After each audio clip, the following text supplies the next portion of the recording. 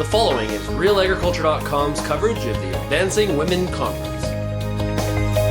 Alright, so welcome to the wrap-up of the Advancing Women in Agriculture Leadership Conference here in Calgary at the Deerfoot Inn and Casino, where Debra lost thousands. Just kidding. I'm Lyndsey Smith. This is Debra Murphy. Sean Haney has graciously allowed us to do a wrap-up of this conference without him. Actually, only because he couldn't be here. Yeah. He had to leave 5 minutes ago, so we timed it quite well. That was sort of planned. Okay, no, so Debra, we're wrapping up. Now there was an evening event yesterday, full day today. So many highlights. I actually am quite looking forward to the flight home tonight to let everything stew and percolate. An amazing group of women who spoke today, and one took a male, covering everything from finances, goal setting, networking, the importance of it, all that sort of stuff. What were some of your highlights? Right, last night we heard from Shirley McClellan, so that was kind of a highlight for me, as you all know. Special areas girl, so Shirley McClellan and I sort of bonded over that a little bit.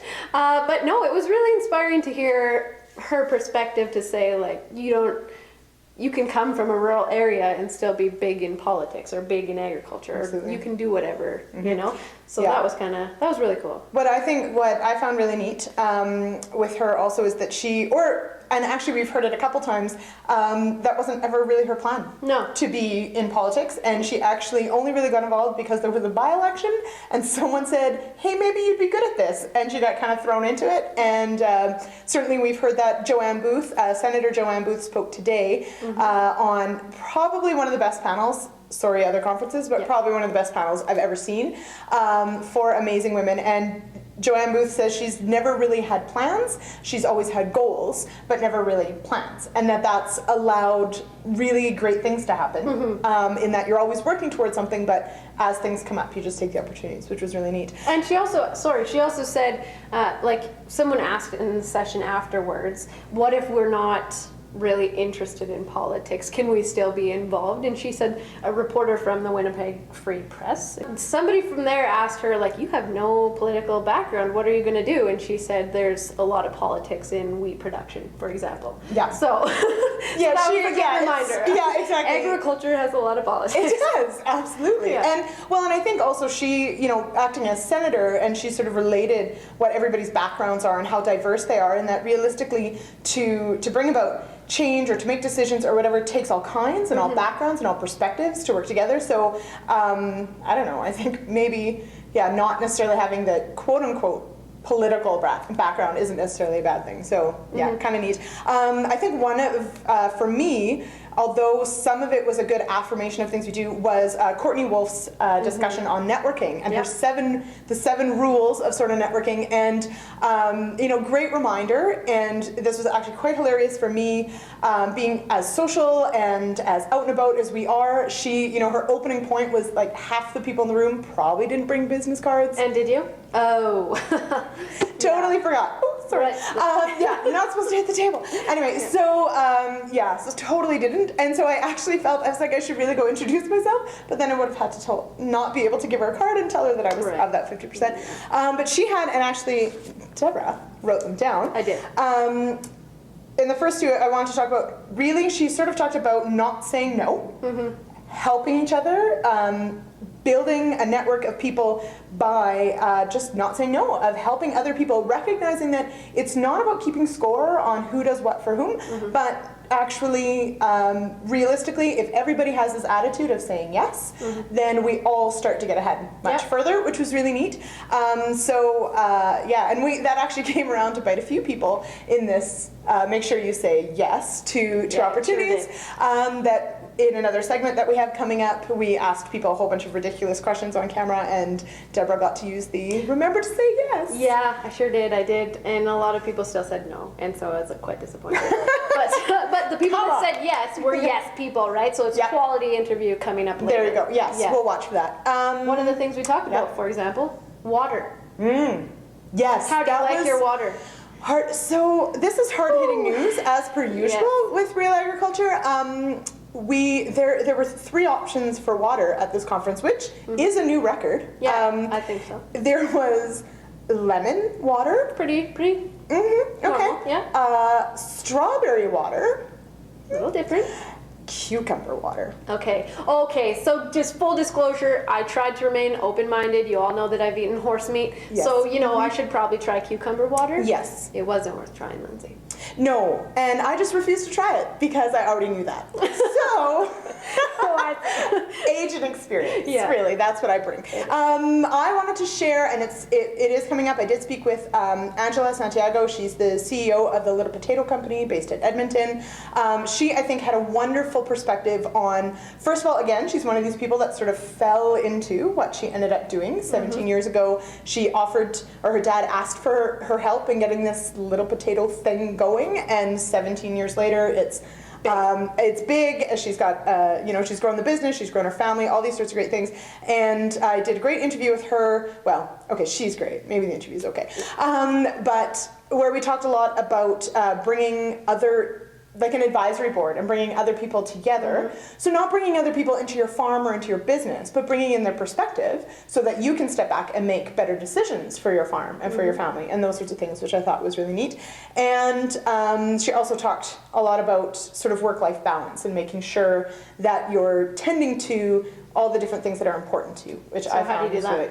So, and that was sort of my question too, is the work-life balance thing myth, right? And especially when you have a young family and you've got a job and you've got, your partner has a job and all these sorts of things. And basically her point was that it's not about necessarily having all the aspects equal, but just making sure that none of them are running down to empty.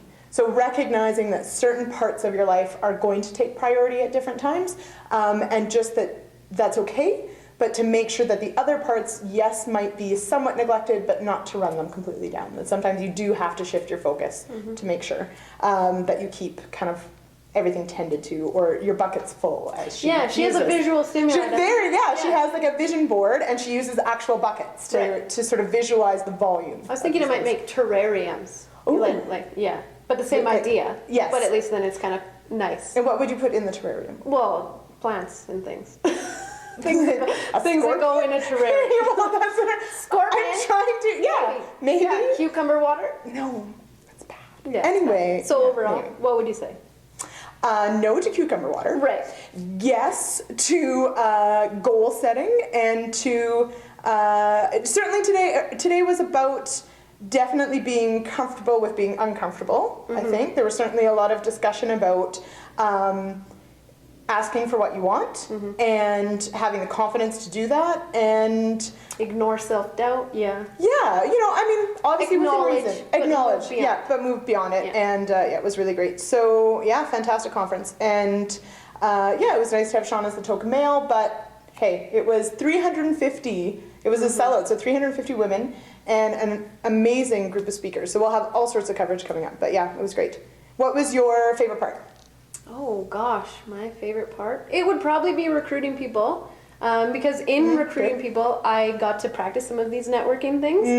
So what can I do for you to help you? And also, by the way, will you talk to us about cucumber water? So that was probably, and that's kind of cliche to say, but this networking, like the networking from this event was very positive, like high energy. And I found that really cool. Yes, Joanne Ross, who's with Ag in the Classroom in Manitoba, someone had asked her what makes a women's conference different than a men's conference, and she said there would be a lot more hugging and screaming.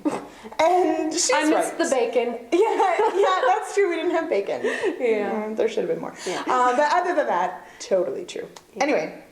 Did we want to touch on anything about women's conferences? Well, do you want to talk about that? There was some controversy on Twitter. And so what's interesting, I'm hosting the Farmers of Canada account this week. Wow. Which has been busy. Managing 3 accounts and attending a conference. And speaking of things going out of balance, I haven't posted anything on the website today. Or seeing my kids in a week. No, I saw them yesterday. So there a bit of controversy about why do women specifically need their own conference. Shouldn't there be, some are kind of offended by that. But realistically, although it's a conference focused on advancing women, men were certainly welcome to come. And there's more than one. There's more than Sean. One of the speakers is also male.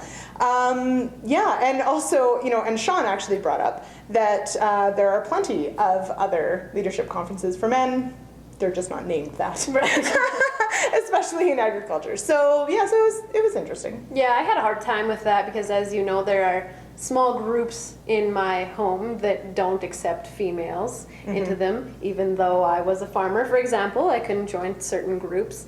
But I felt like we were a lot more inclusive than that. We teased Sean A little bit for being the minority. Yeah. But I think that overall it was more about professional development than it was gender segregation. Yeah. And I heard so little, almost nothing of how terrible men are. No, almost nothing. Yeah, But- like the usual level Right. of that. Yeah, no, it was actually incredibly supportive, I think, of leadership skills, regardless of gender. So, anyway, It's the start to bridge the gap. Bring the genders, all of them, to leadership roles. well, yes, and I one of the speakers, Linda Hohal, drew attention to the fact that men and women are different, and that's okay. Like, this isn't about exalting one or putting one down. It's about understanding what our differences are, and if we better understand how each other work in business, then when we do work together, we can work together more effectively. So, super cool. Yeah. And I think that's a wrap. I think so. Let's go get some cucumber water. Awesome. Thanks for joining us.